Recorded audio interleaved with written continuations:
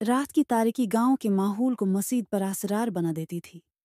ये गांव, जो दिन की रोशनी में आम सा लगता था, रात की खामोशी में किसी अजीब दुनिया का हिस्सा महसूस होता था। ख़ास तौर पर गांव के किनारे वो वसीया व अरीज मैदान, जो लोगों के लिए खौफ और तजस्सुस का मरकज़ था। मैदान के बीचों बीच एक पुरअसरार रेलवे स्टेशन रात को नमूदार होता था और फिर सुबह होने से पहले गायब हो जाता था। ये स्टेशन न तो किसी नक्शे पर था, न ही उसका कोई नाम था। बूढ़े लोग कहते थे कि यह स्टेशन इंसान के दिल के अंदर छिपे खौफ, ख्वाहिशात और ख्वाबों का अक्स है। यहाँ जाने वाला हर शख्स अपनी जिंदगी के सबसे गहरे राजों का सामना करता है, लेकिन गांव में किसी को भी इतनी हिम्मत न थी कि वो वहां जा सके। साद एक नौजवान था जो बचपन से ही इन प्रासरार कहानियों को सुनकर बड़ा हुआ था। इसके वालिदैन बचपन में ही उसे छोड़ गए थे और वो अपने दादा दादी के साथ रहता था। इसकी जिंदगी में कमी और महरूमी हमेशा एक गहरा खला पैदा करती थी, लेकिन वो अपने जज्बात का इजहार किसी के साथ नहीं करता था। वो बाहर से मजबूत दिखाई देता, लेकिन अंदर से वो एक सवालों से भरे हुए शख्स की तरह था। एक रात, जब आसमान पर चांद मुकम्मल था और गांव पर एक अजीब सा सुकूत छाया हुआ था, साद ने फैसला किया कि वो इस पुरअसरार रेलवे स्टेशन के राज को जानने जाएगा। उसका दिल खौफ और तजस्सुस से भरा हुआ था, लेकिन उसके कदम किसी अनजानी ताकत के ज़ेर असर मैदान की तरफ बढ़ रहे थे। मैदान के करीब पहुंचते ही उसने महसूस किया कि हवा का दर्जा हरारत अचानक गिर गया है। सर्दी की एक तेज लहर उसकी हड्डियों तक सरायत कर गई। मैदान के बीच एक धुंध का बादल था और धुंध के अंदर से एक परासरार सीटी की आवाज़ सुनाई दी। साद ने देखा कि धुंध आहिस्ता आहिस्ता छुट रही है और उसके पीछे एक पुराना रेलवे स्टेशन नमूदार हो रहा है। स्टेशन पर एक पुरानी तरस की ट्रेन खड़ी थी, जिसके दरवाजे खुद बखुद खुले थे। साद के कदम जैसे किसी गैर मरी ताकत के ज़ेर असर आगे बढ़ने लगे।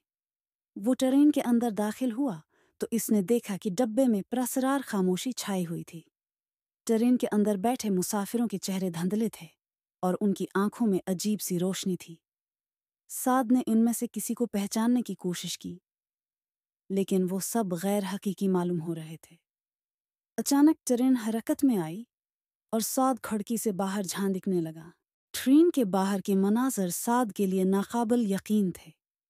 पहले मंजर में एक गांव दिखाई दिया, जहां लोग खुश और खर्म जिंदगी गुजार रहे थे।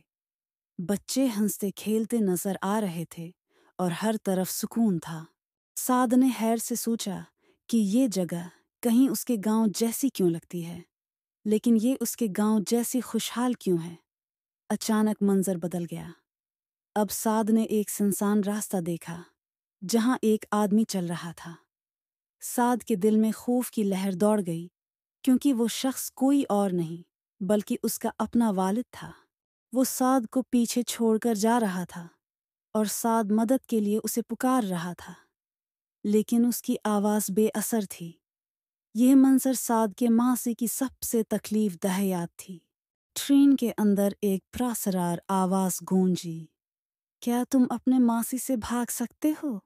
साद ने खौफजदा होकर चारों तरफ देखा, लेकिन कुछ नजर न आया। ट्रेन के मुसाफिर अब साद के करीब आ रहे थे। वो धुंधले चेहरे वाले लोग साद से सवाल कर रहे थे, क्या तुमने अपनी नाकामियों को तस्लीम किया? क्या तुम अपनी हकीकत का सामना करने के काबिल हो? क्या तुम जानते हो कि तुम्हारी जिंदगी का मकसद क्या है? ये सवाल साद के दिल की गहराइयों में गूंज रहे थे। वो इन सवालात का जवाब देना चाहता था, लेकिन उसके पास अल्फाज नहीं थे। अचानक ट्रेन एक ऐसे डब्बे में पहुंची जहां एक बड़ा आईना है। नसब था। साद ने आईने में झांका तो उसने देखा कि आईना सिर्फ उसका अक्स नहीं दिखा रहा, बल्कि उसकी जिंदगी के इन ख्वाबों और इरादों को भी अय्यां कर रहा था, जिन्हें वो कभी पूरा न कर सका। साद ने आईने के सामने खड़े होकर खुद से सवाल किया, क्या मैंने अपनी जिंदगी को सही रास्ते पर गुजारा? क्या मैंने अपने खौफ का सामना किया? आईना उसके अंदर छिपे हर राज को आश्कार कर रहा था। साद को एहसास हुआ कि वो हमेशा अपनी नाकामियों से भागता रहा है। आखिरकार ट्रेन रुक गई। एक पुरअसरार आवाज ने साद पूछा, یہ سفر یہاں ختم ہوتا ہے، لیکن کیا تم آگے بڑھنے کے لیے تیار ہو یا واپس لوٹنا چاہتے ہو؟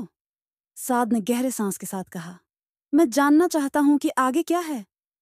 دروازے کھلے اور سعد نے قدم باہر رکھا۔